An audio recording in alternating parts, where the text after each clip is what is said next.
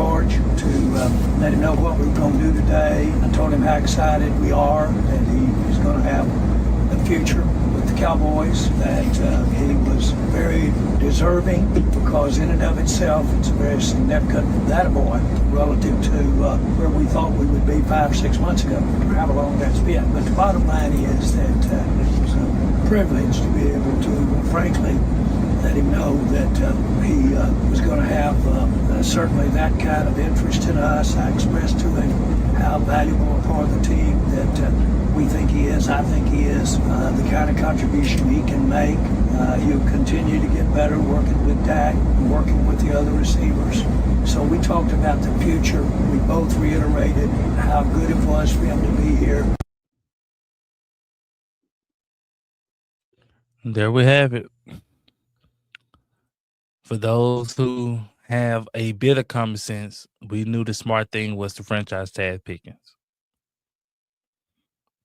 People wanted Pickens to go out and get the 30, 34, $35 million deal. And realistically, if you're trying to build a championship team, you just can't do it. You just can't pour all your resources into offense, especially when your defense was last in the league. And so, shouts out to the Cowboys front office. And I like the non-exclusive franchise tag they placed on him, which would give Dallas a little bit of information about the market on Pickens. Trying to make sure that they don't overpay him and they can really pay him what the market is saying he's worth. So I like that. They placed it on him, make sure they don't lose him. If they waited any longer, it would have been too late to franchise tag him, and he would end up becoming a free agent, and you would either had to overpay him to keep him, or you was gonna lose him. So franchise tag was gonna happen. It had no choice. Also, with that same breath of thinking, let's see what the other teams are willing to offer him. Let's see what they're gonna throw. And I would say this: if teams, uh, are going to offer him something, Dallas has a chance to match it. And if teams want to try to swipe him from under, they have to give us a first round pick. So this puts Dallas in a great situation because teams aren't going to try to do nothing dirty because they don't want to give up their pick. They don't want to give up the first round pick. So everything is going to be on the up and up. And this had to happen because, realistically speaking, and just to give you the real, this is how Dallas is going to have to keep Pickens for a minute. Just keeping it real. Especially with the resources that you're going to have to dump into the defensive side of the ball. Today they restructured CD and Dak, which freed up 60-something million. Then they came back this afternoon and restructured Odigizua, Quentin Williams, and Kenny Clark, which freed up another 60-some million. So Dallas looks like they're trying to go all in by restructuring the deals and trying to free up as much money as they possibly can. So I am glad that we're no longer sitting on our hands, and I'm glad that it sounds like George Pickens was excited that Dallas, did something, either franchise tagged them or, let him know, is he gonna be here or not. So, we shall see. Hopefully Pickens don't hold out until the deal is done. I think that actually hurts him. He has some leverage, but not as much leverage because Dallas with the non-exclusive franchise tag, teams can come and offer you a deal, but they're gonna have to give something up to get you. So So, I say that he keeps playing, make it 20 something million. Is it 28 million, John? Is that the tag? Yeah, so the tag is a little under 28 million, so it's like 27.3. So that's the most money he's ever made a season in his career. So, you know, I'll be ecstatic about that. Almost 30 million, in one season, especially in the state of Texas. You know, there's no state income tax here. So I'm excited to kind of not put this to bed, but we're able to put a pin there and move on to the next situation. Because realistically speaking, the most important thing um, is fixing this defense, and it's what it is. And if you think anything else, you're just stupid because you're just not. I hate to say it, but you're just not going to win with that type of defense that you seen last year. And I think Jerry, said it the best. We have the coaching staff now. Now we got to go out and try to supply the players. We feel like we got some of the players, but we got to go. And I think Stephen Jones said that we got some of the players, but we got to go and bring in some more players. And it just is. So, what you got on it, John? So, this is how your front office is supposed to move. When you realize, okay, yes, you want to keep a guy, but the way your books is set up at the moment and the glaring needs that you have on defense, you have to make this move until some of your salary cap Dropped off. issues, drops off, it clears up. And so Dan did touch on some players that did restructure their deals, including Dak, Tyler Smith, CeeDee Lamb, Osa, Kenny Clark, Quentin Williams. They all restructured their deals, which cleared up $131 million. Let alone for the 2026 season, the salary cap went up. So the salary cap is now at $301.2 million for the season. So it went up from last year. So we're in a good spot. That gives us time to work something out with this team. Hopefully, everything stays on the up and up, and they mature enough so understand the situation, knowing that we want him here.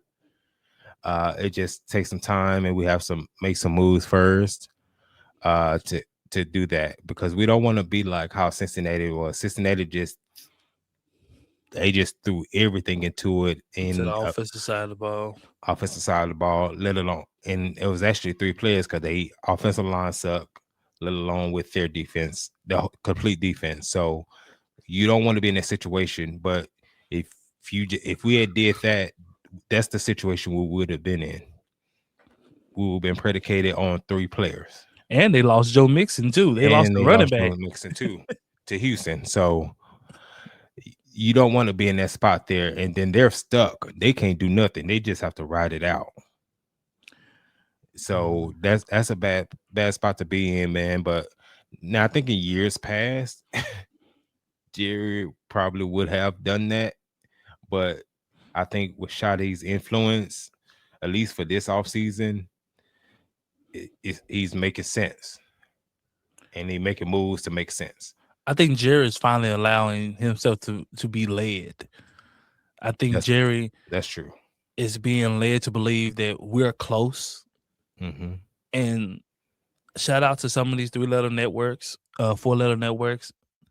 who agree that we are a few pieces away on defense from being an actual championship contender team. And it's true.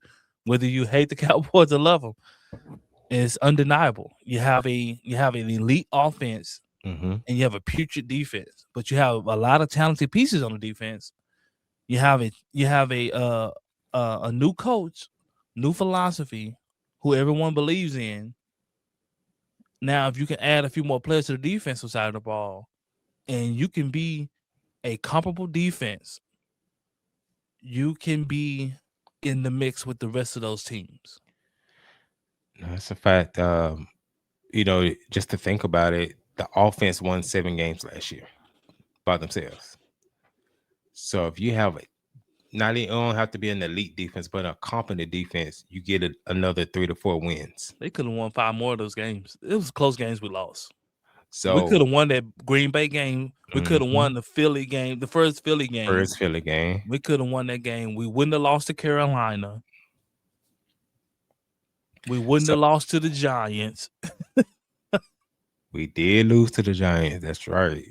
Which was the last game. But at that point, we could not stop them. Yeah. But yeah, so yeah, man, we're not far. It as bad as last year as it was, we're not that far. We're closer than we think, people. Down with us right now here on 105 through the Fan. Brian Broaddus is very embarrassed. Let me smell you. Come here. You know what? It's kind of. I think it's lotion. I think it's more lotion and not cologne. Christian Parker. No, I'm not a sensitive lotion guy. I'm a cologne guy. Yeah. You know what that is? See, you missed it. You missed it. That's got a hint of Mandalay Bay Casino. Smells good. I like it. Good morning, Coach. How y'all doing? We're doing well. Good. Thank you for sitting down with us. He wanted to cuss him. He wanted to be like, man, what y'all on? He was so uneasy. He was like, oh, that's what we're doing. Like, it's that kind of interview. Like, like you gonna tell me how good I smell. And it's the way you did it. Normally, if a guy smell a guy that smells good, he be like, man, what you got? What's that on you got? Right. Like, now you do it like that. You're like, oh man, you smell good, man. What's that? Is that? We don't do that. Is that lotion? What's that? You don't do that. You see how he sat back in his chair? Look at him. He like, man, what? Like, what buddy on? What kind of interview Shotty got me on? He told me to come over here, like, man. And Shotty already knew how they were. He set them up. Didn't tell him nothing. You're going over there 105.3, man. Yeah, man. They want good people, man. Good people. He covered that. He put that. So he said, oh man, you smelling? Whoa. Pause, brother. I don't know what kind of phone sex this is, but I don't like it. I don't know if y'all remember if y'all don't remember back in the day, it's probably was like an early 2000 thing where they had the phone sex was just popping. You can just call in on a phone sex line. And it was the weirdest thing ever.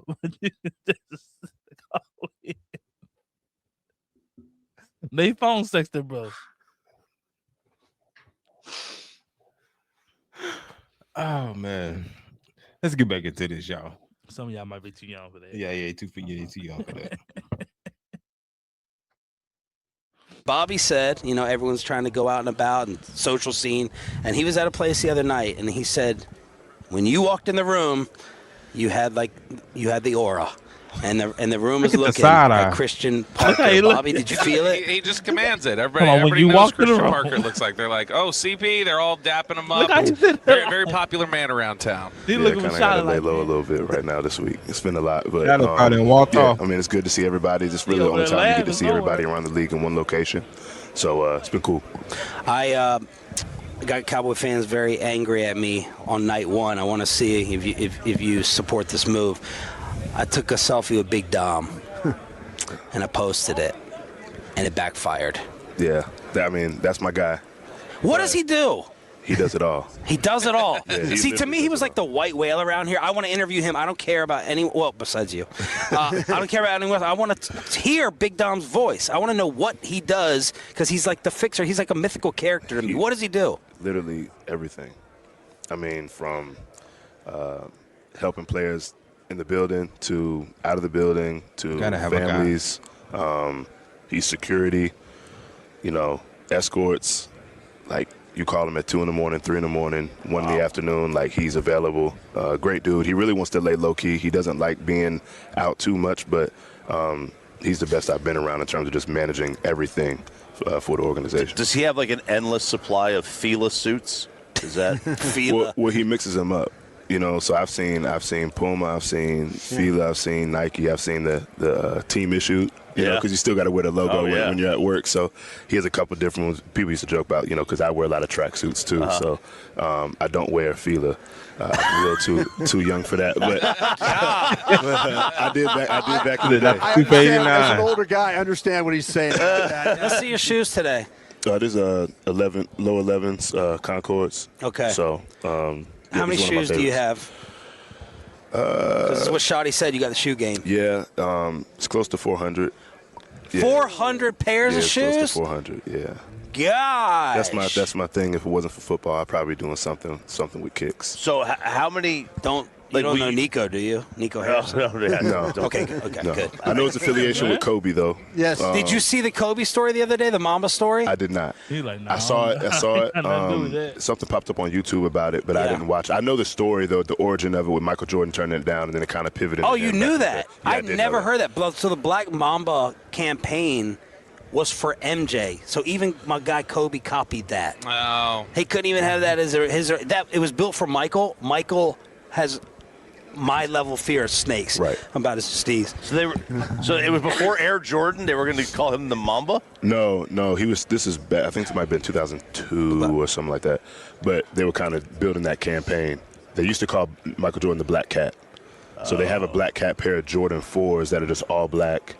And kind of like one of his like alter ego logos is like this like panther. If you go to Grove 23's golf course in Florida, it kind of has a big one and everything there. Played there? Very impressive, Coach. I went there. I did not play. I'm not a big golf guy. But I do have some Jordan golf shoes. Yeah. But I don't play golf. They're supposed to be the most comfortable ones. What's your top two most, and then these guys are going to take over football. What's your top two most prized shoes? Top two. I have an original pair of the Jordan 1 Breads from 1985, unworn. Those are saran wrapped, whole deal. That's my baby right there. Those shoes are 6 years older than me. They have not touched any form of pavement or anything else like that. I would say second are probably the Yeezy Red Octobers. I was able to get those back in the day. I haven't worn them. I almost wore them for the Super Bowl parade when we won in 24 when I was in Philadelphia. Yeah, but we need to talk about I decided against that. So when will you wear those? Because you have 400 pairs. When will you wear those again? Are they? Oh, good question. It just depends. Like certain shoes, I'll go years without wearing. I'll randomly think about them. I'll pop those out. Some kind of stay in like a little bit of rotation. But do they have to match? Choppy. No, I think because you wear a lot of neutral colors anyways. Like all black. Something like that. So you just wanted to be. Now you don't want to be going crazy. Having stuff clashing. Yeah. You know what I mean? But a lot of stuff is more neutral. You can do that. Coach Will McClay sat down with us and said the term has stuck in his head in interacting with you early on. What does brain works mean? I think you just see that in the player. When their brain works, you just see them progressing through things, eye discipline, communication. During the down, you see those wheels turning almost, but it's not slowing them down. So when you say somebody's brain works, you can just watch the tape and know that they're a very cerebral player with instincts. When you say that term, you think about somebody who's a good mental processor. Who's somebody that over the time that you've coached guys since you've been in the league that you say that's an example of I like guys who play like he does or who process and read like he does? Yeah, I would say when I was in Green Bay, Tramon Williams was probably the first one I was around in the DB room. He was so experienced. So we had him at nickel, and Tramon had seen every route concept in the world by then. So when two went out, he knew one was going quick. When three blocked, he knew the route was going 12 plus. Like a lot of those different intricacies of route detail. Some of them I learned from him when I was actually in Green Bay as quality control. And then I would say at corner, Pat Surtain just. It's like things move in slow motion for him when he starts seeing things develop. He's never in a hurry, but you can tell that the wheels are turning. And Justin Simmons and Kareem Jackson, both of them at safety, just had a really good feel for that, especially a good feel off of each other. Their chemistry was significant.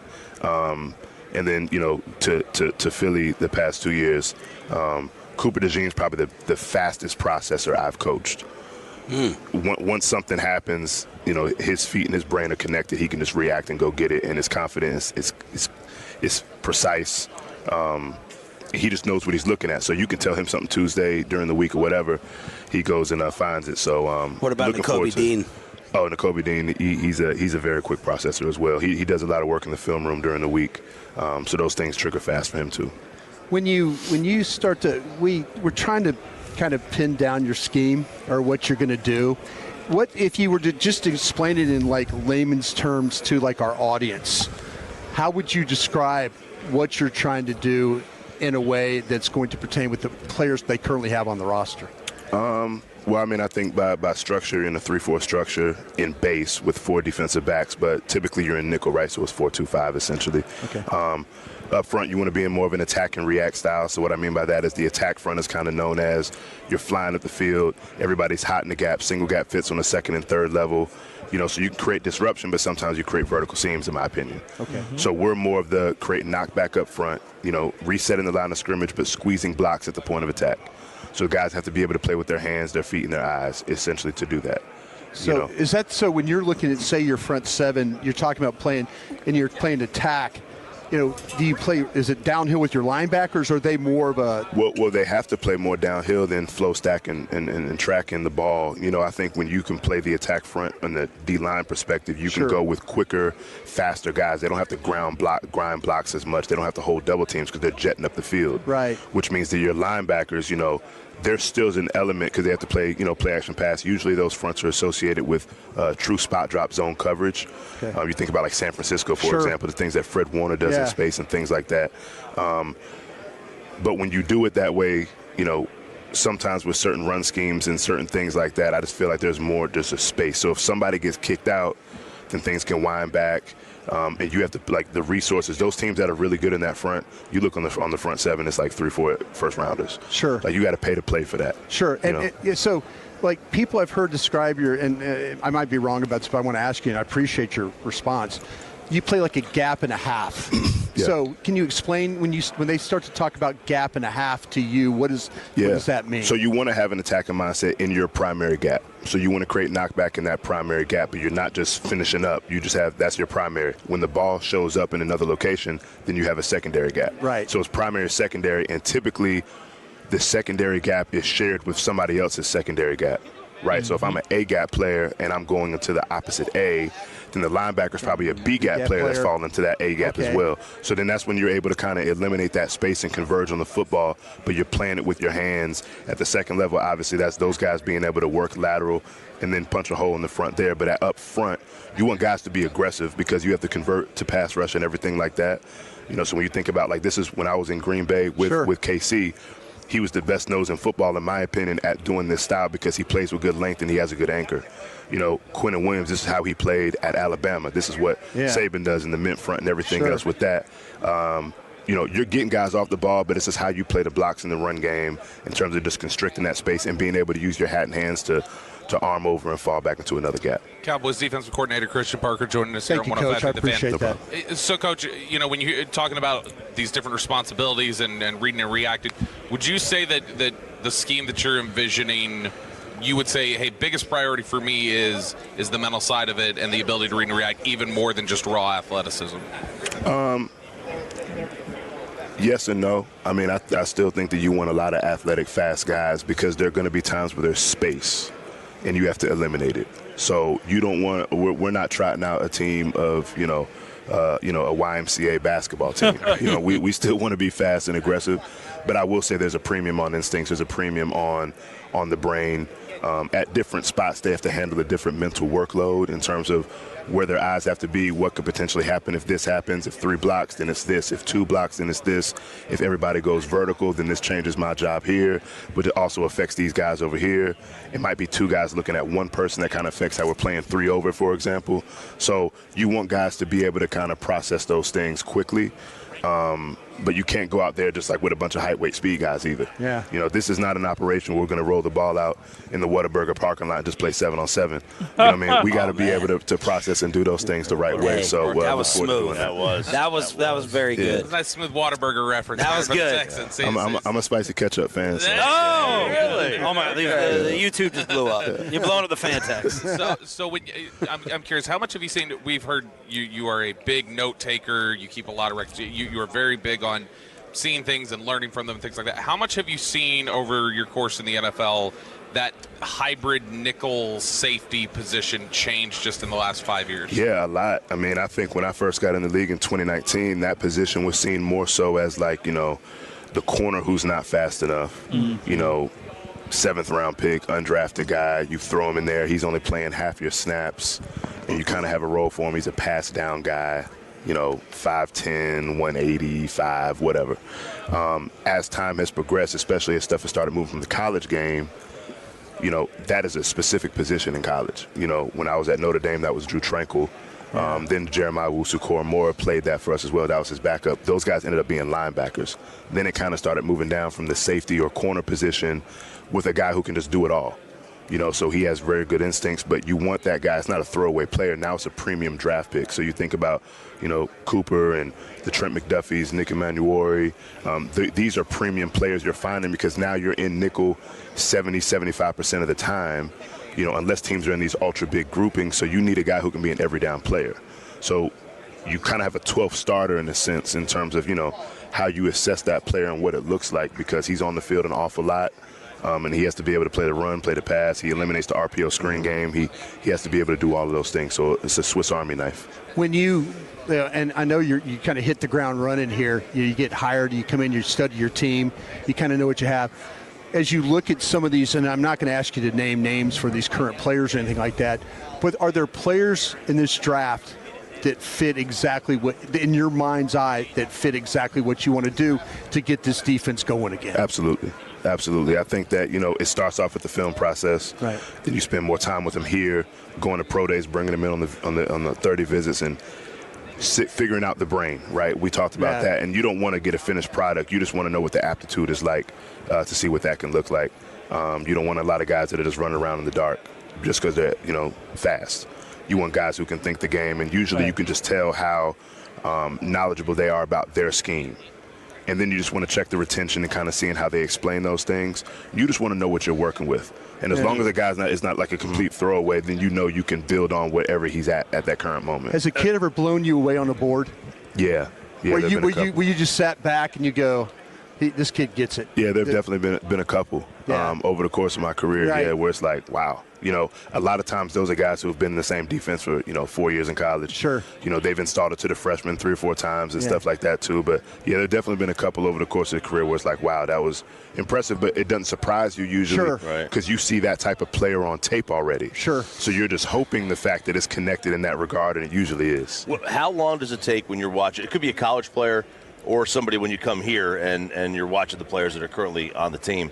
How long does it take for you to watch them and say, okay, that guy doesn't fit what we're looking to do, or he does?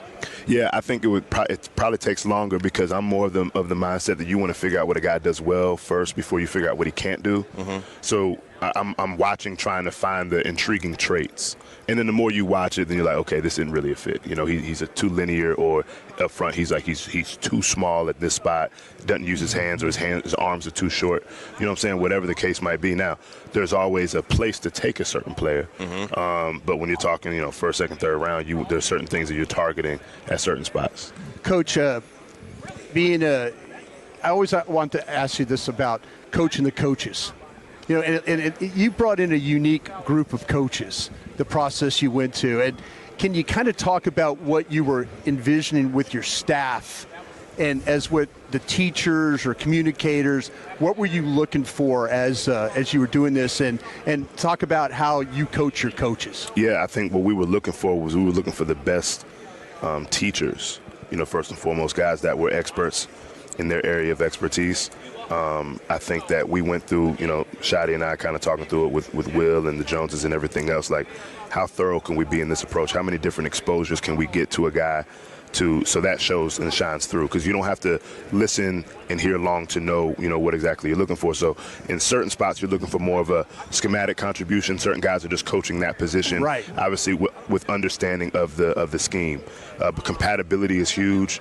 You want guys that are going to work well with others in that regard, but there is a balance in terms of where you want these ideas to come from, and then kind of blend them all together.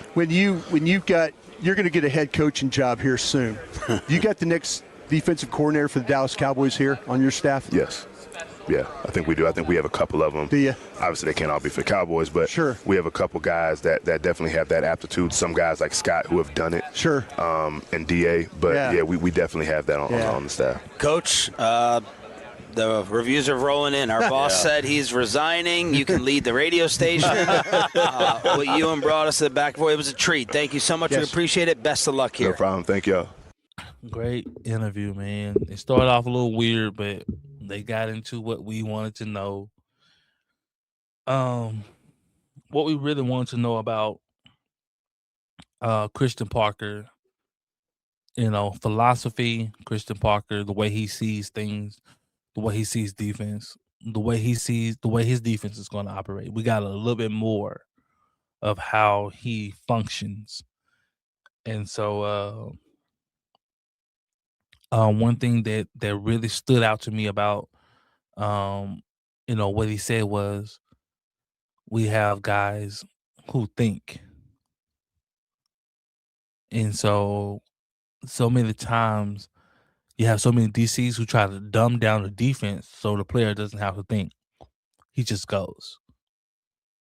And for those who didn't catch the show, when we did a reaction of the Super Bowl with the Seattle Seahawks, one thing that we praised them on was how together they were and how smart they played. They know when to pass off in zone. They knew when to, when to shot, when to slide, when to shift. They knew they just was on point, and it just comes with, thinking the game. Yeah, we playing fast, but also, like, I need to know, like, hey, it's a wheel route coming. I got to pass this off. And the player next to me needs to know that too. Like, oh, he's passing this off to me. Yeah, we're in a matchup zone, but if I follow the guy that I'm matched up with and it's a wheel route behind me, the guy inside is not going to get there in time enough for this wheel route. So we need to switch. And he needs to know that we need to switch. Nonverbal communication needs to happen. And we need to think. And this is what Christian Parker is talking about. I need guys to think. That's something that on the fly in the game that a coach can't do for you. You just have to think. You just have to know. Like, oh, man. And I believe it might have been the 49ers that were playing.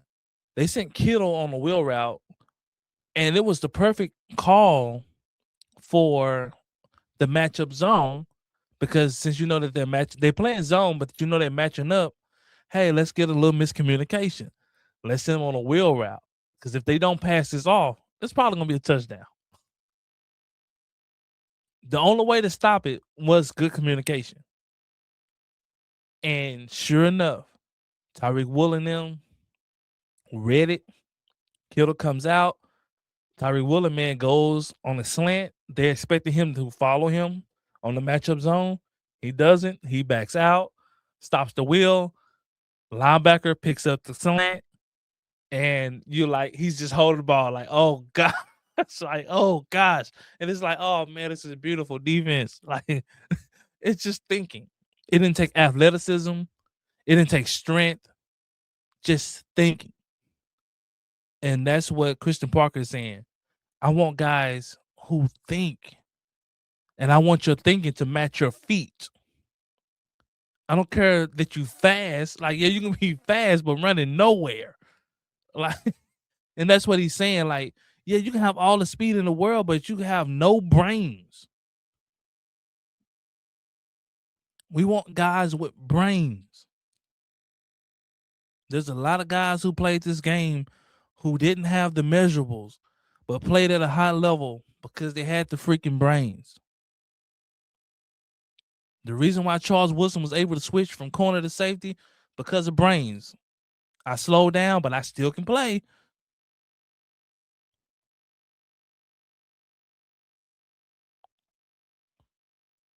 Ray Lewis wasn't fast, just smart.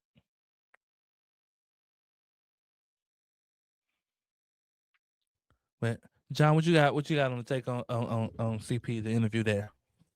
Yeah, man. One of the main things that I like is he's creating a standard.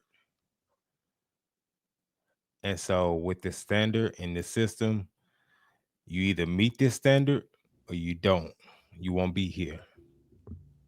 And part of that standard is you're gonna have to think. It's not necessarily like Dan said, you got the speed, but then how many times last year we seen people shooting the wrong hole? They there. No brains. No brain. They shooting the wrong hole and it's on the backside. We've seen that countless times. Or not setting the edge. You're not containing. So he said, regardless of talent and all that, yeah, that comes into play. You're gonna have to think. Because thinking that supersedes talent any day. Think about Jerry Rice. Jerry Rice ran like a 4.6, 4.7. Michael Irvin, 4.6, 4.7. And these are Hall of Famers. Jerry Rice played 20 plus years and was killing. Even in his 20th some year, he still had over 1,000 yards. Look at Jason Witten. Almost 20 years. Slow as dirt, but got open. When you need a catch, Smart, I know 82 gonna be open. He just understands. He understands the game. So it's thinking players is the ones that last. That's the ones that produce. Like Dan said, Fred Warner, top notch, man, top tier. Or if you look at the Seattle defense, man. If you want to see good defense, go watch that playoff run for Seattle. It was beautiful to watch. It's like everything is in sync. Everything is in rhythm. Passing off, covering, whatever they was in, and they was gap mainly integrity, everything. Setting the edge. Go watch it. And so that's what Christian Parker is going for here.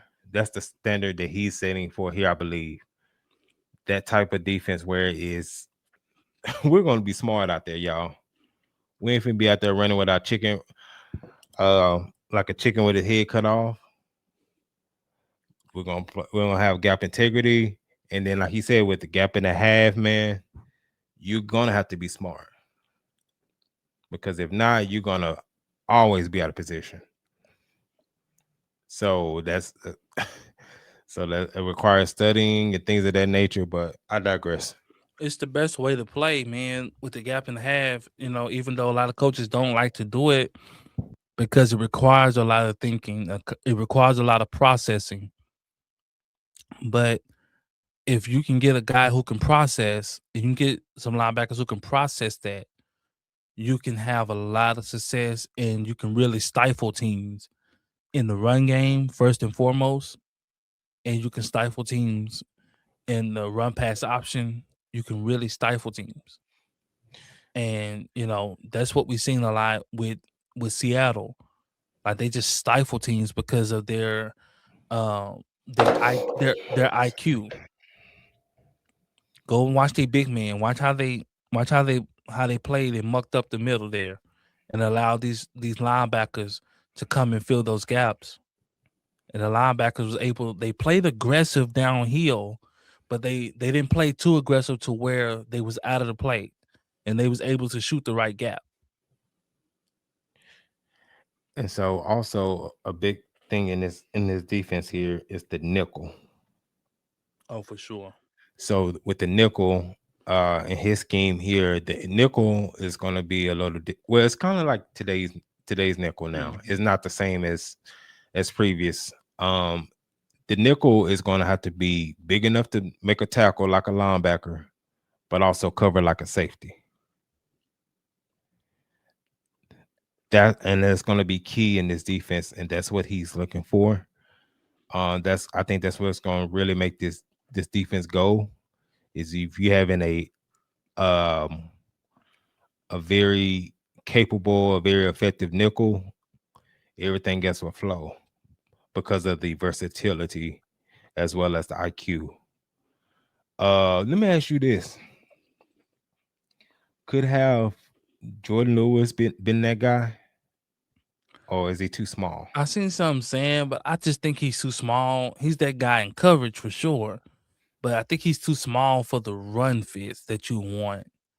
When I'm thinking of guys like that, I'm thinking guys like a Mika Fitzpatrick. I'm thinking of guys like what's the safety for the Ravens? What's his name? Jalen. You talking about Jalen? What is his name?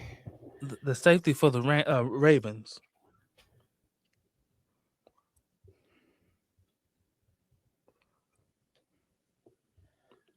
Talking about Kyle Hamilton.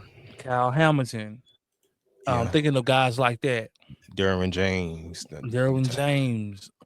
Guys like that who can come in, who can cover really good, who can cover pretty good, but also who is big enough to withstand playing in the box. Because you have to play there without getting hurt, fellas. Like, so if we put Jordan Lewis there, who's soaking wet, 180 pounds, 185 pounds, like, how long can he realistically play there? Like, and don't get me wrong, Jordan Lewis, he's a dog. Don't get me wrong, but just being realistic, like, how long can he withstand that? Of you asking him to do that, to come downhill with reckless abandon. Yeah. You know, so when I'm thinking of guys like that, that's why Caleb Downs is so highly sought out of. Yeah. Because he's a hybrid guy. You know. So that's why, you know, I think even a Sonny Styles with what he's shown is a hybrid guy. I think he's a guy that can play some linebacker. He's a guy who might even come down and play a little safety with the speed that he has. No, that's for sure, man. So I'm very interested to see who they're gonna get at 12 now, with that type of mindset, that type of philosophy. It's gonna be very interesting. It's gonna be man, it's gonna. We know it's gonna be all offensive guys, but you know, defensive guy, all defensive guys, but you know, Dallas is kind of in the no man's land there with the pick at 12. Yeah, there still will be good, very good defensive guys there. Don't get it wrong. This draft is loaded with defensive guys. If you didn't see the combine, go and look at some of the combine. Like, you have 5 or 6 linebackers who broke records for how fast they can run, how strong they are, vertical jump. It was impressive. You have defensive ends running 4.5s, booking. That's crazy. Yeah, 270, 280 pounds. Offensive lineman running 4.8. So that's what I mean. Like, this.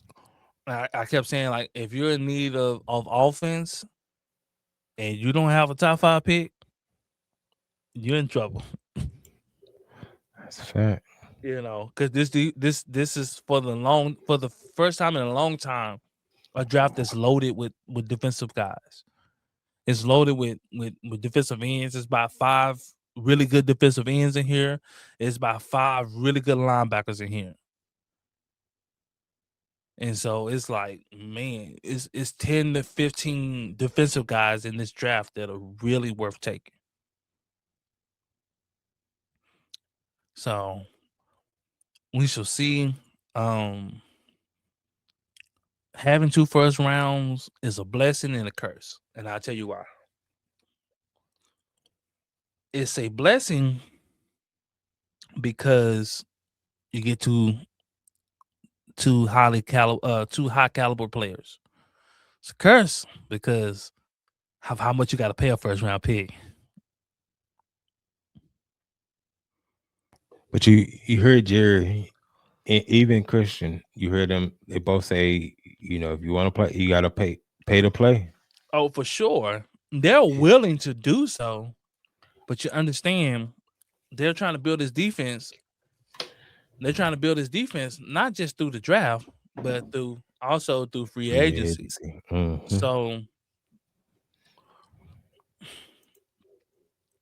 and Jerry's putting his money where his mouth is. He's moving money around. He's freeing up money. Yeah, he is freeing up money. We ain't sitting around like, man, what are they gonna do? Like, they showing what they showing what they're doing.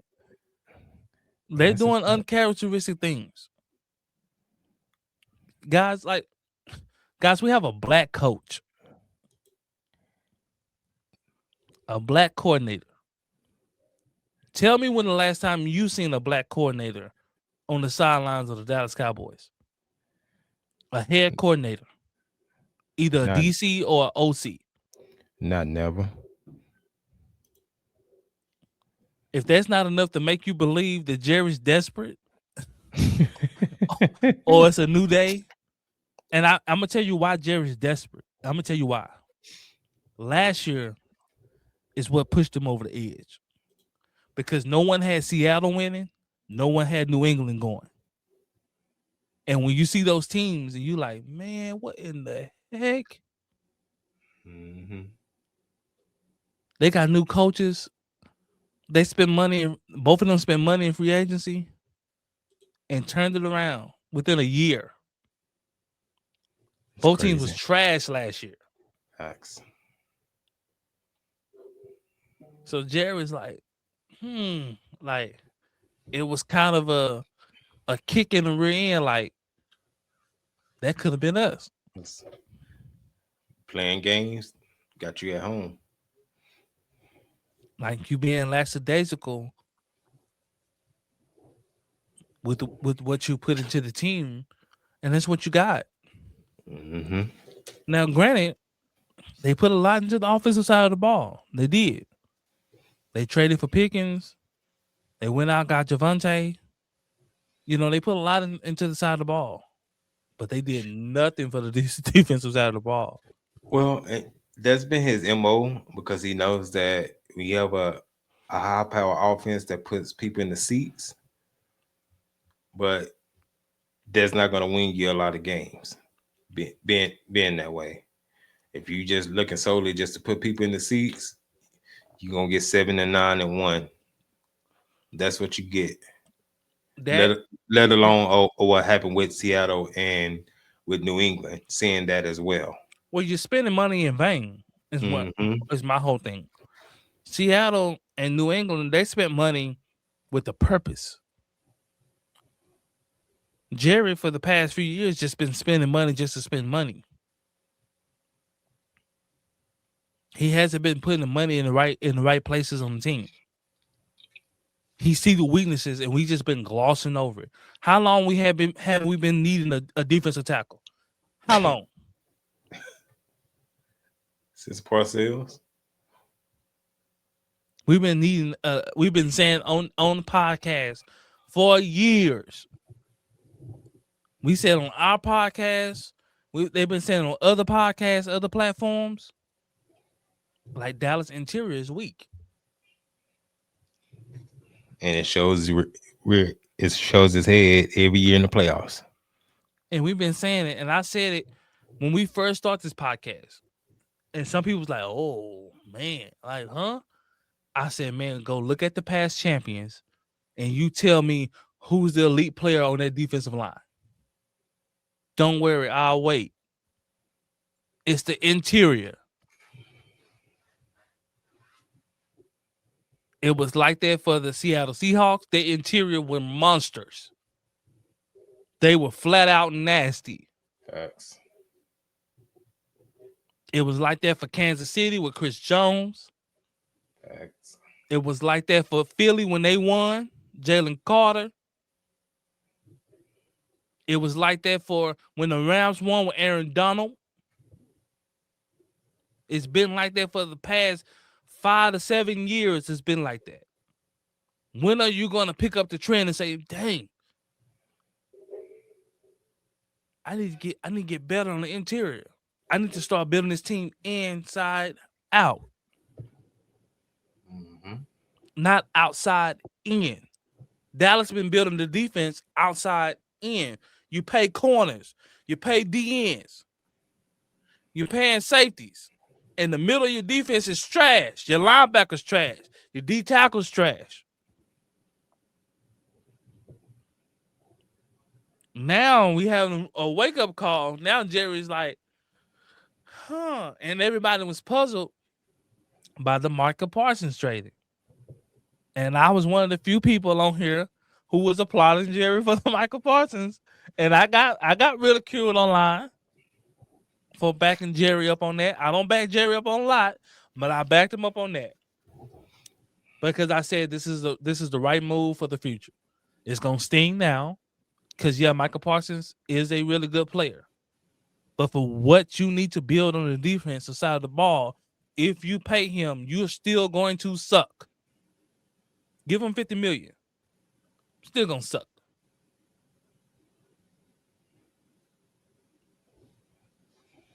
Instead of taking that $50 million, let's spread it here. Let's spread it here. Let's spread it here. Look at Seattle. Didn't have not a 10+ sack player on the field. Nobody on that defensive line for Seattle has 10+ sacks. Not a one. But they spread that money out and got efficient. They spread that money out across the line. They spread that money out and got great play out of everybody they brought in to build a good defense, a great defense. Instead of just having one or two really good players on your defense. That's been the Dallas Cowboys. Man, we got 1, 2, maybe 3 good players on our defense. Everybody else is suspect. They might play good. Yeah, they might not. Depending on who we play.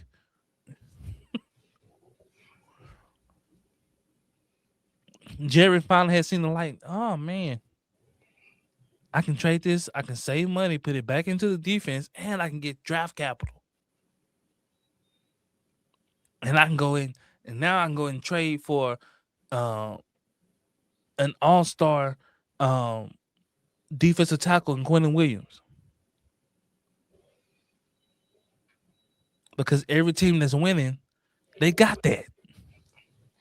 And then also to come full circle, you have Kenny Clark, who was with CP in Green Bay.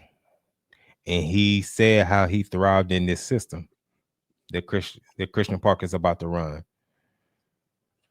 And how Quentin thrived in Alabama. In Alabama. Same system. The systems that's winning is a very similar system.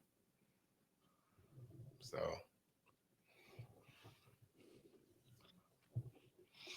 for sure. So man, like, I know people they hate on the move, but man, it was the right move to let Michael Parsons go. Is Michael Parsons, is he probably gonna go down as a Hall of Famer? Probably so. Yeah. But was it for the greater good? Yeah, it was. Long term over short term, people. It was, and I know it might be a tough pill for people to swallow, but it's just what it is. What it is. It was just the right. It was just the right move. It was the right business move, and it was the right football move for the team. Yeah. Because we literally wouldn't been stuck with what we got. We just had to run it back, just like the Cincinnati Bengals. They had Trey Henderson. That's it. That's a fact. Really good offense, doo-doo defense. That's all. That's all they had, man. And that's what it would have been Dallas Cowboys. Because we would have had no draft picks to make any moves. We would have had no money to make any moves. We just would have been stuck. Trying to piece players, bringing players in. like how we been doing, man. We bring these, players in who washed or who ain't that good, or players that other teams don't want,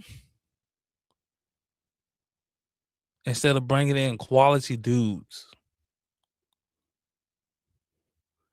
Now you're in a position where you can probably go get a Blankenship or Dean. You can come bring in guys like that.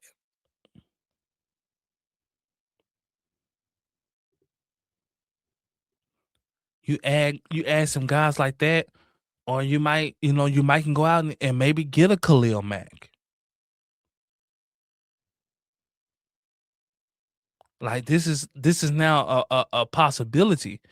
You add 2 or 3 of those guys to your defense, and along with the draft that you're bringing in, with a possible maybe Sonny Styles or Caleb Downs, or now you're cooking with something. Now you're cooking.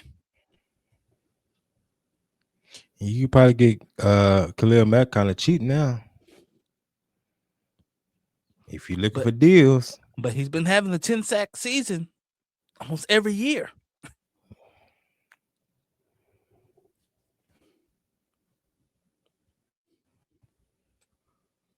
You bring him in along with Ezraku. James Houston's gonna be here next year. Like you got some guys. Oh, that's James Houston. You got some guys. You got some guys out there, man. With the draft capital, you got 2 number 1 picks coming in.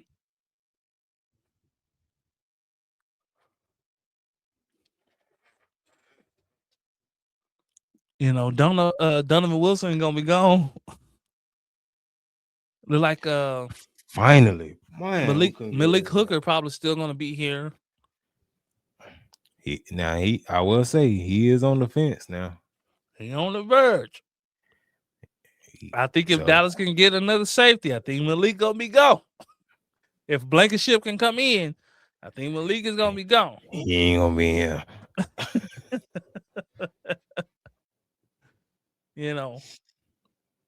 So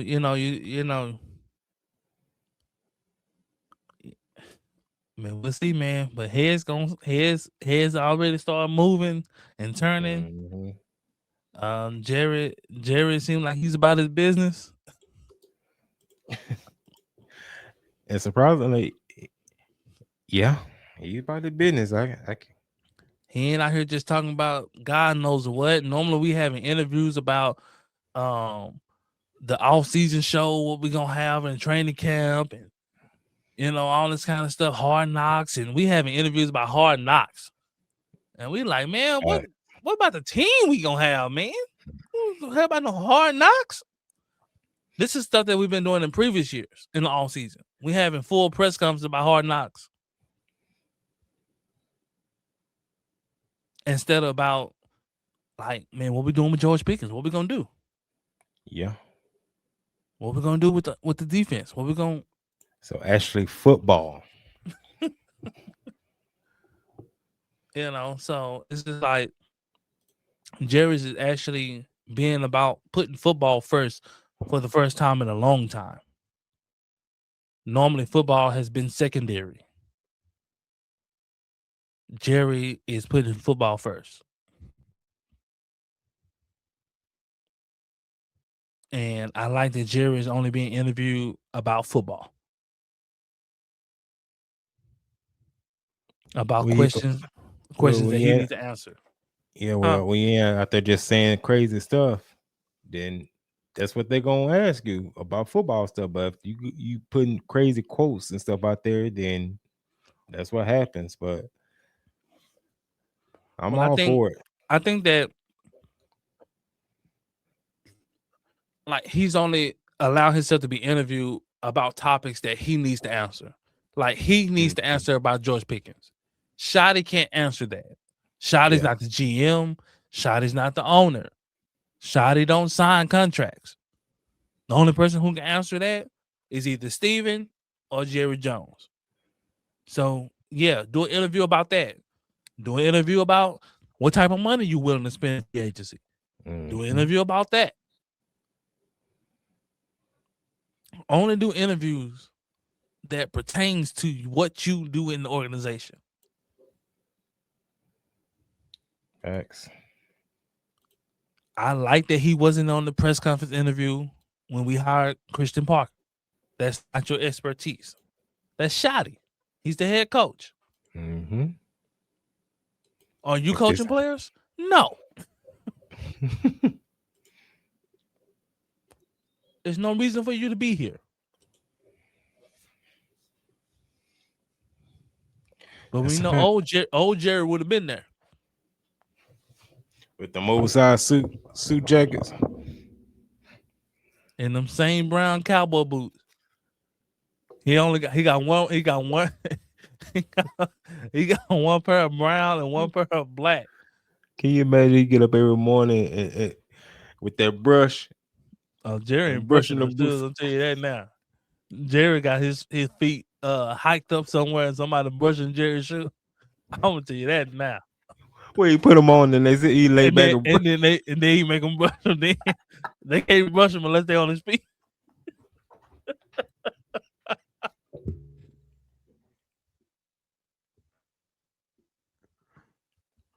You know, Jerry is an a-hole, man. He a billionaire, and the type of games he play will really get under your skin.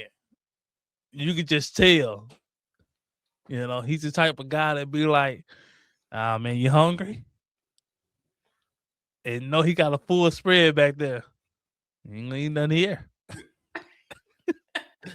Jerry type of guy let you watch them eat. He eat like that.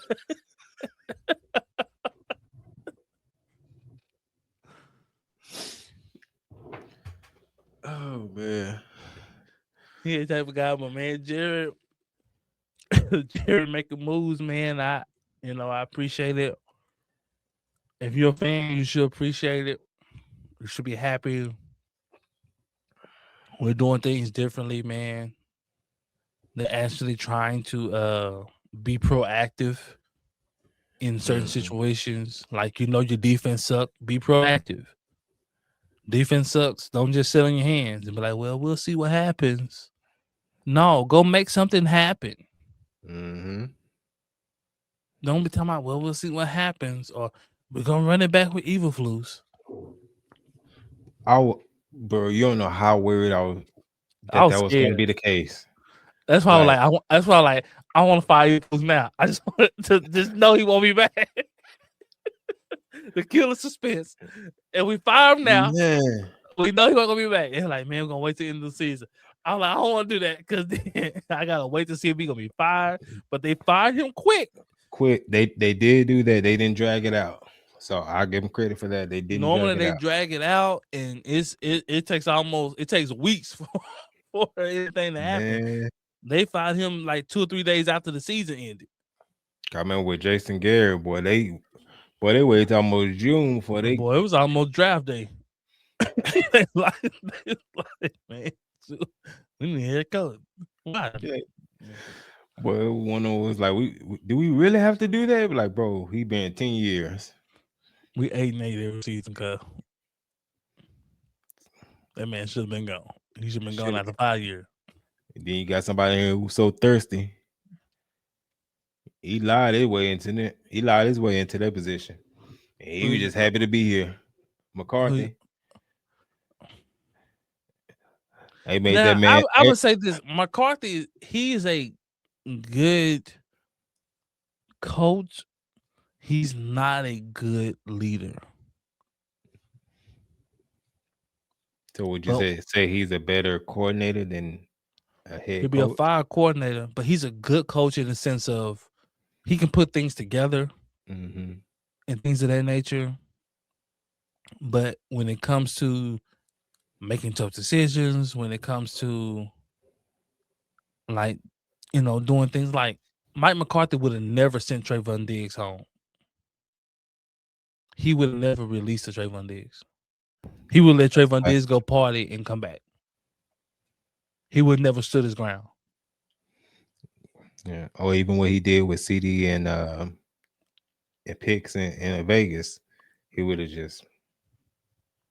just shot his whole demeanor. Like the players graded the head coach, the offensive players, and they gave him A-, and he said, "I need to go in there and ask some questions, see who gave me that minus." A-. We need to set up a Zoom now. We're gonna sit Like here until we find figure out. That type of demeanor, that type of vibrato, that type of aggressiveness. Mm-hmm. Like, yeah, when they come in my office, we hoop. Yeah. Until Pickens he lost. Like yeah, that like you type don't remember, but that type of vibrato. Like, yeah, he ain't gonna remember that way, but Pickens, you lost. You know, that type of vibrato is needed when you're being a leader. Mm-hmm.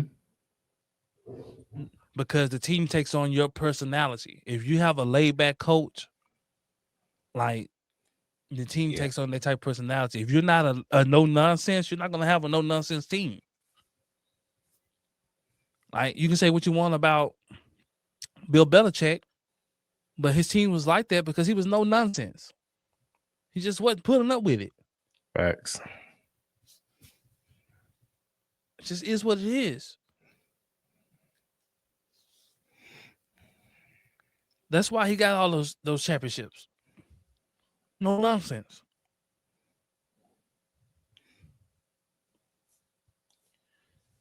That's why Brady was the way he was. He learned from Bill Belichick. Brady's no nonsense guy. Mm-hmm. Like, either you can do the job or you're gonna get out. Like, it just is what it is.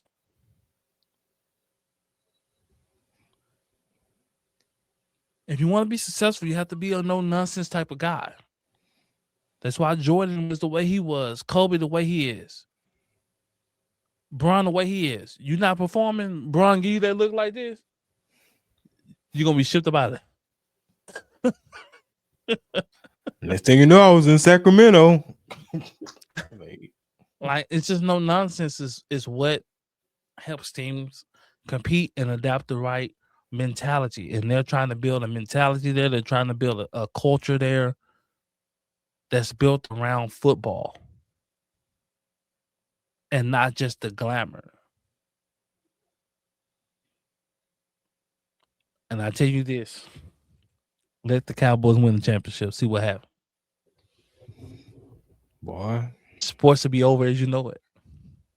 If this team is popular as it is, and they're not winning anything, boy, they're gonna lose their mind. Just imagine what happens if they win a championship. I'm going to jail. I'm going to jail. Save up my bail money. Bail money. Sir, calm down. I can't do it. So we got a man on top of the star on the Frisco. Yeah. Got his whole body painted. We're gonna see people do some ignorant stuff. DFW is gonna be off the chain. DFW, the US. You know how many fans? I'm just saying for DFW because it's I'm here. It's gonna be crazy. You know how fans fighting other fans in other states? Dallas got fans everywhere. They waiting on a chance to cut up where they at. Boy. You got fans in New York, Florida, California. I mean, just everywhere. They wait on a reason to cut up.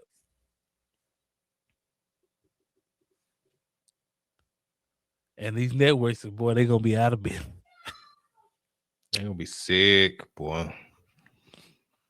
They're gonna be sick. But the narrative is gonna change. They're gonna change. I knew they could do it. They just had to prove it to me. I just had to see it. No, they're gonna jump on the bandwagon. They're gonna be like, yeah, man, this is this and that. Just how they jumped on Kansas City bandwagon. Mm-hmm. You know, people are just bandwagon jumpers. That's all right. That's all right. Just let that be known, sports. We're gonna keep receipts. We're gonna call you out. Yeah, we're gonna call you out. Believe that. Just like the Golden State Warrior band hoppers. Mm-hmm.